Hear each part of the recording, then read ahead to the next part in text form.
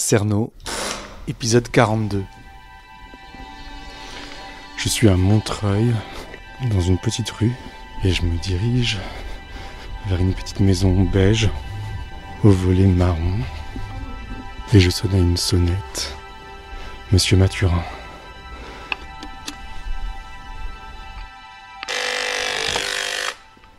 Merci. Coquin.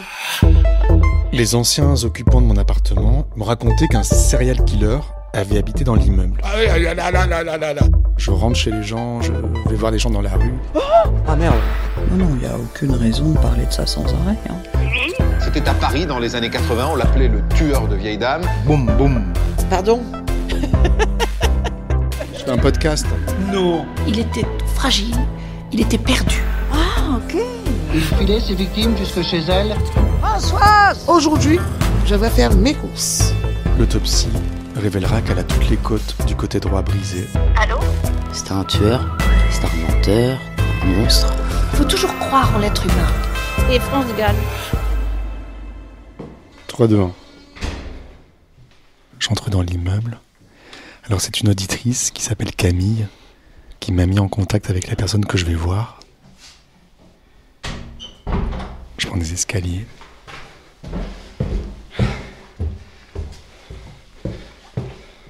Bonjour. Merci de m'accueillir. Ben, je vous en prie. Un petit café peut-être? Volontiers. Sans sucre.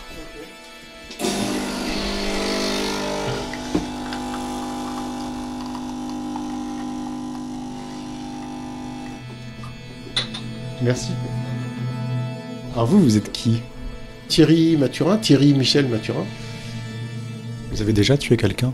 Oh non, non, enfin, je pense pas. Non, pas que je sache, non, j'ai jamais tué personne. Non, j'ai jamais tué personne. Non. Alors c'est ce nom qui vous a, paraît-il, Ouais. joué des tours Oui. après l'arrestation de Paulin en 87. C'est bien ça? Ouais.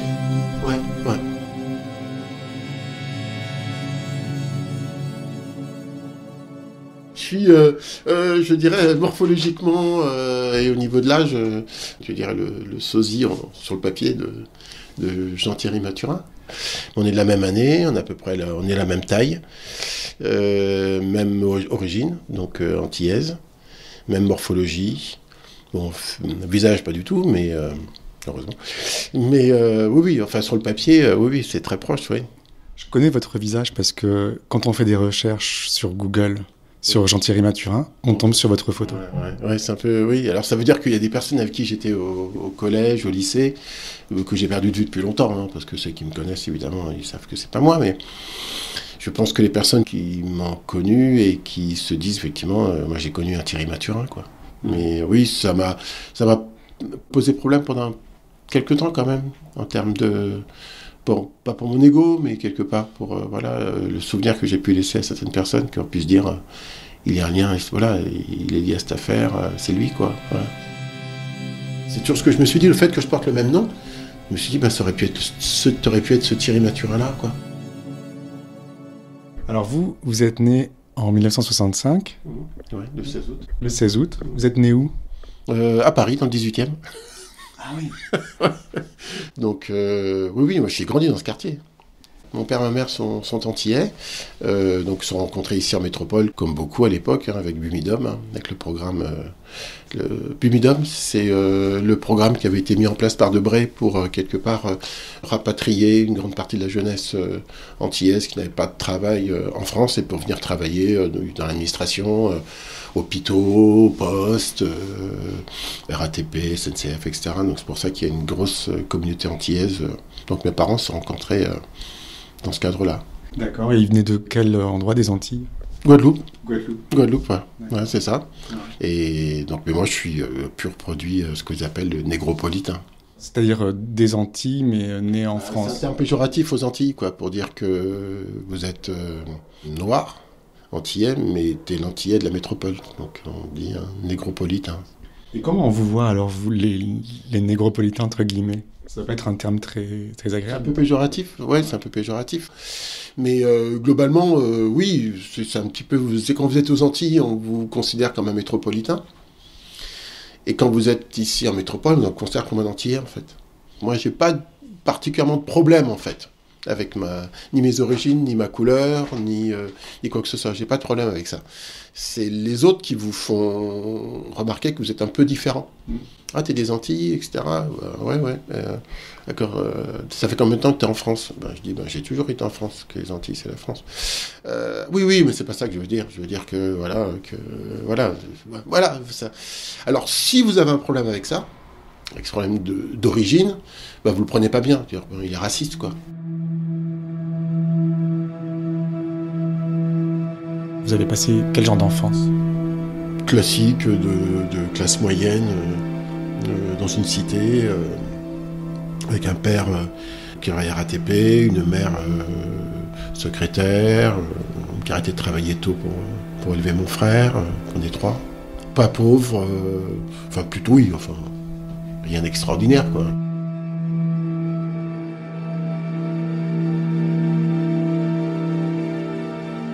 Moi, quand je vais aux Antilles et que je reviens, le périph' me manque. Hein. Ah ouais, carrément. Ouais, c'est mes marques, quoi. Voilà, Paris, c'est où je suis né, j'ai grandi, et j'adore cette ville, j'adore mon pays, j'adore la France, en fait. Vraiment. C'est fort quand vous dites ça. Oui, je suis très... Moi, ma compagne, elle est luxembourgeoise aujourd'hui. Et elle me dit, je suis très Frenchy, quoi. Ouais, je suis très Frenchy. Peut-être un peu arrogant par rapport à des luxembourgeois, par exemple. Oui, je suis très français, ouais. J'adore la cuisine française, j'adore la France, j'adore les Français, j'adore comment dirais-je, les paradoxes du français, ce côté très paradoxal. Pour moi, c'est le pays le plus extraordinaire du monde. Avec mon boulot, je crois que j'ai fait quasiment toutes les villes moyennes de France. Qu'est-ce que vous faites comme travail? Moi, aujourd'hui, je suis consultant, formation commerciale. Je forme les commerciaux et les managers commerciaux en tant qu'indépendant. Tout ce qui est management d'équipe. D'accord. Voilà. Donc l'humanisation du management et puis le lien entre l'humanisation du management et la performance. Voilà. C'est-à-dire l'humanisation du management? Ça veut dire que prendre en compte qui vous êtes en tant que collaborateur. Beaucoup de managers aujourd'hui, ils ont un management linéaire, c'est-à-dire que je manage, point barre, et tu t'adaptes à mon management. Alors qu'en fait, un véritable management, c'est que je tiens compte de chacun de mes collaborateurs. C'est j'adapte mon management aux collaborateurs que j'ai en face de moi. Par rapport à ses attentes, à ce qu'il attend, comment il voudrait être managé. A priori, c'est très contradictoire votre travail entre management et humanisation. C'est deux choses qui, a priori, sont difficilement conciliables. En général, c'est le cas. La majorité des managers sont des releveurs de compteurs. Et pour moi, celui qui fait ça, il a rien compris. Il a rien compris. C'est pas un manager. Un manager, c'est quelqu'un qui aime ses équipes. Ça veut dire que vous devez bien connaître les gens? On les connaît jamais, les gens. Les gens, on ne se connaît pas soi-même, donc c'est compliqué de connaître les gens. Mais non, on ne connaît pas les gens, on peut les entendre.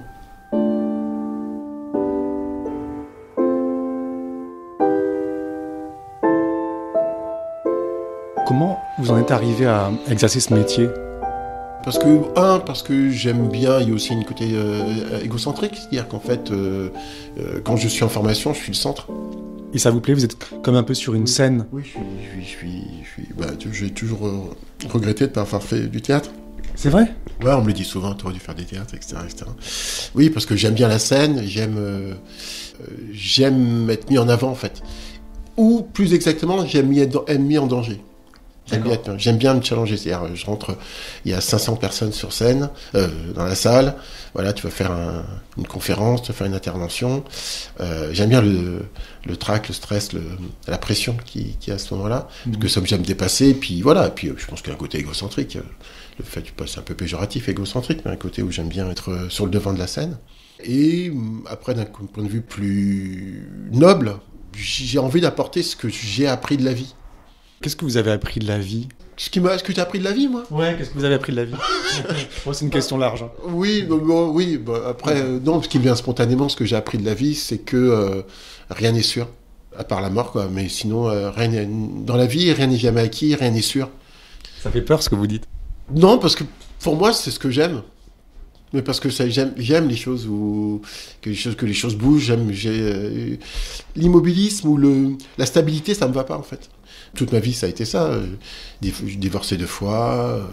Voilà, c'est moi qui suis parti. J'ai tout laissé à chaque fois. Je suis reparti de zéro. Pourquoi vous êtes parti? Est-ce que vous étiez tombé amoureux? Non, pas spécialement, parce que je m'ennuie. Parce que je m'ennuie vite, en fait. Je m'ennuie, enfin, je me lasse assez vite. Ou je suis un passionné aussi. Donc en tant que passionné, c'est un problème, quoi. Quand la passion retombe, vous retombez dans une forme de routine, etc. Et puis c'est plein de choses. J'aime aussi le challenge, j'aime me mettre en risque. Dès que je suis trop tranquille, ça va pas. Il faut qu'il se passe quelque chose dans ma vie, il faut que ça bouge. Il faut que, voilà, je suis au Luxembourg. Aujourd'hui, je suis ici. D'après-demain, peut-être que je pars au Luxembourg. Je sais pas si je retourne demain au Luxembourg ou pas. Voilà, les plans 9h, 18h, ça me va pas. Voilà. Vous avez la bougeotte? Oui, j'ai la bougeotte, ou pas, parce que je suis casanier. C'est ça le paradoxe, c'est que j'ai pas besoin de voir des gens. Je suis là, moi je fais de la musique, voilà. Moi je suis bassiste, enfin je suis amateur, hein, je suis pas un professionnel, mais je joue beaucoup de basse, donc je peux rester 4 heures sans sortir de chez moi, jouer de la basse, etc., sans voir personne. Mais après, à un moment, ça me bouge, voilà, j'ai envie de partir, et bien je pars en Espagne, quoi. Je sais pas si vous avez vu le film Hit. Non. C'est un film de braquage avec Al Pacino et De Niro. Et en fait, dans le film, il dit à un moment, dans la vie, il faut être capable de partir du jour au lendemain en 5 minutes. Voilà, c'est ça la vie.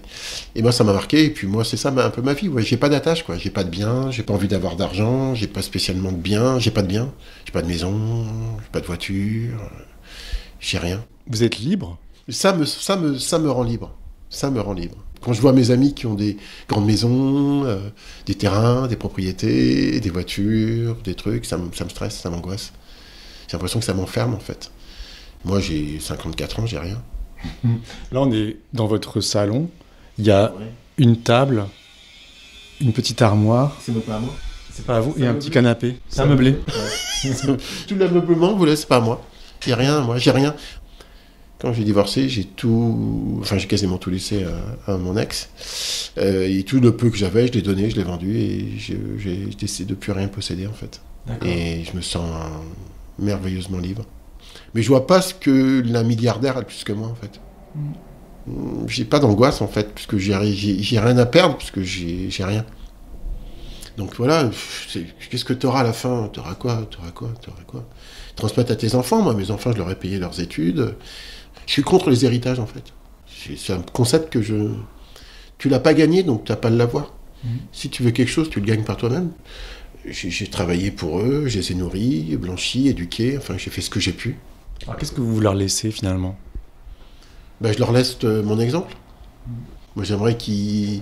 j'aimerais pas qu'ils fassent comme moi, c'est pas ça. Parce que je suis pas un exemple à suivre. Mais moi ce que je leur dis c'est sois libre, quoi. Toi dans une position où tu es libre.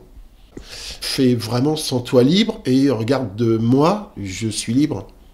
Je suis libre parce que moi j'ai grandi dans une famille pentecôtiste évangélique où on ne divorce pas, où il y a des choses qui se font pas, quoi. C'est-à-dire on s'est marié devant Dieu et on se marie pour la vie. Et jusqu'au jour où moi j'ai dit oui mais moi ça me va plus. Donc je fais quoi? C'était très dur mais voilà, aujourd'hui j'ai jamais été aussi heureux qu'aujourd'hui et pourtant j'ai pas un sou. Et vos parents étaient très croyants? Oui. Comme beaucoup aux Antilles, hein, la religion, c'est un peu la religion, d'autres la foi, chacun le nomme comme il le veut. Aux Antilles, tout ce qui est la religion a un poids important. Enfin, tout ce qui est spirituel, globalement. Tout ce qui était religion, les esprits, ça a une grande place, en fait, hein, et qui est surtout lié aussi aux conditions de vie. Hein. C'est-à-dire qu'à un moment, quand vous êtes pauvre, l'au-delà est plus un espoir parce que si vous n'avez rien sur Terre, il faut bien qu'il y ait un espoir quelque part.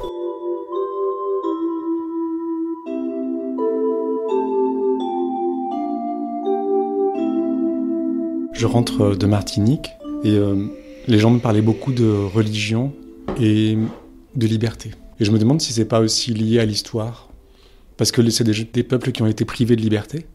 Oui, on est, de toute façon, génétiquement, j'ai lu un article sur les traces chromosomiques des traumatismes de nos ancêtres, en fait. Donc on a pu prouver que un traumatisme, inceste, non-dit, meurtre, etc., toutes les choses qui ne sont pas élucidées, ou des traumatismes qui ont été dans 5 ou 6 générations antérieures, il y a une trace au niveau de chromosomique, il y a des accidents ADN, etc. Enfin, ils expliquent chromosomiquement que, en fait, on porte sur le poids de nos ancêtres, en fait. Donc l'esclavage aurait laissé des traces Ah oui, dans vos gènes. C'est clair. Moi, je le ressens. Moi, j'ai un rapport difficile avec l'autorité. Quand on m'impose quelque chose ou quand je me sens enfermé dans quelque chose, moi, en tout cas, c'est mon problème. C'est mon sujet. Oui. Moi, dès qu'on m'impose quelque chose ou je sens qu'on veut mettre le poids sur moi, que ce soit noir ou blanc, hein, peu importe. Dès que j'ai un chef, en fait. Ouais, ça, je le sens. Je suis persuadé que c'est vrai. Hein. Les traces de l'esclavage, ne serait-ce que de regarder des films sur l'esclavage, sur une forme de colère, une forme de quelque chose qui vient de loin. On sent quelque chose comme si vous sentiez les faire. Ouais. Moi, c'est ce que je ressens. C'est comme si je me vois, quoi. C'est-à-dire que je suis là-dedans. C'est-à-dire, c'est partie prenante. Ça fait partie de moi. Oui, c'est partie de moi.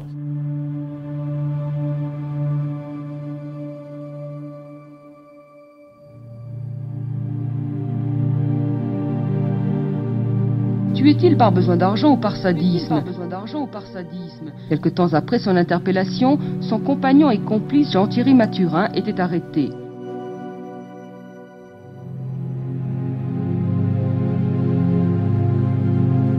Qu'est-ce qui s'est passé en fait en 1987 ?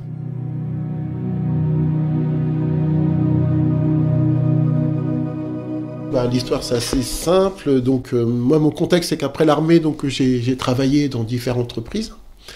Et puis, donc, je travaillais chez une entreprise qui s'appelait Infi Marketing, qui était à Viroflay à l'époque, depuis exister aujourd'hui, mais c'est probablement à Viroflay. Donc, moi, je prenais le train tous les jours, Viroflay, La Défense. Vous étiez tout jeune, vous aviez 22 ans ? Il y a 22 ans, ouais. Quel genre de jeune homme vous étiez ? Oh, classique, très... j'ai jamais été un délinquant, j'ai une petite copine qui est devenue ma femme après, jeune homme souriant, dynamique, meneur, fait beaucoup de blagues, quelqu'un d'assez vivant, qui aime bien amener son monde, faire son show, pas le guignol, mais le bout en train qui met de l'ambiance, etc. Voilà. Avec beaucoup de charme, peut-être. Oui, beaucoup, je suis beaucoup de charme, j'aime beaucoup charmer mon auditoire, j'ai un côté séducteur, c'est clair, oui, c'était clair.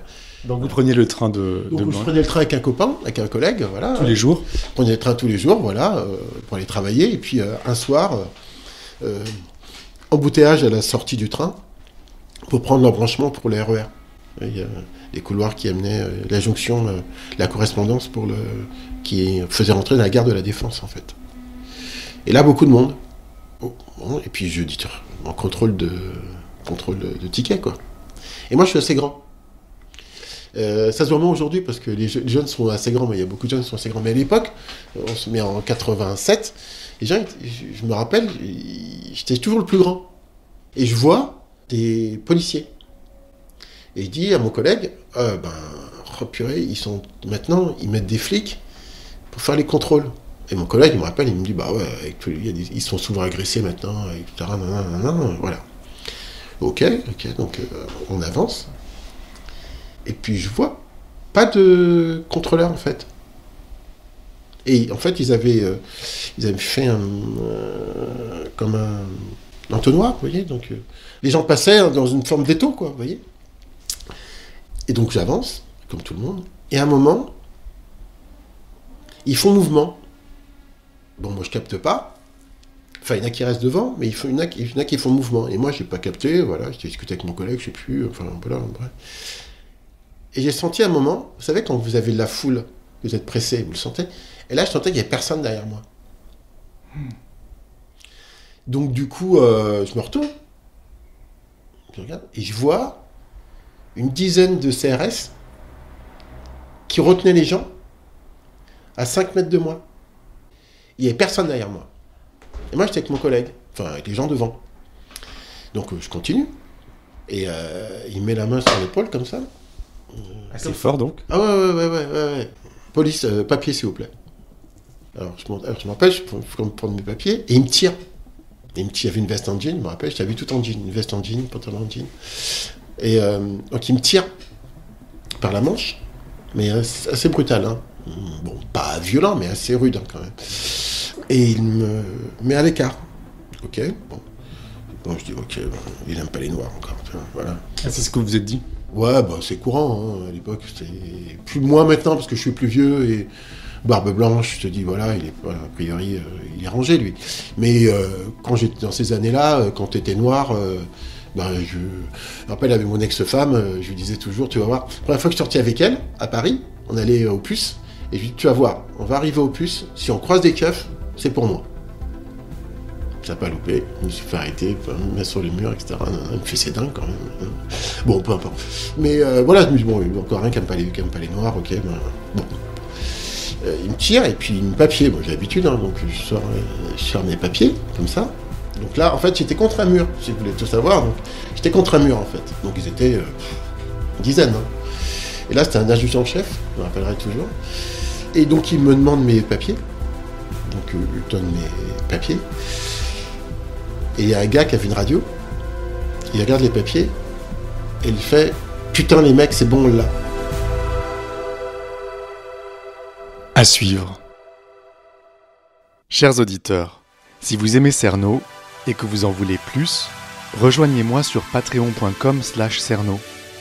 Vous pourrez me poser toutes les questions que vous souhaitez sur une plateforme spéciale, écouter l'épisode suivant une semaine avant tout le monde, ou encore participer à une réunion mensuelle dans le 18e arrondissement.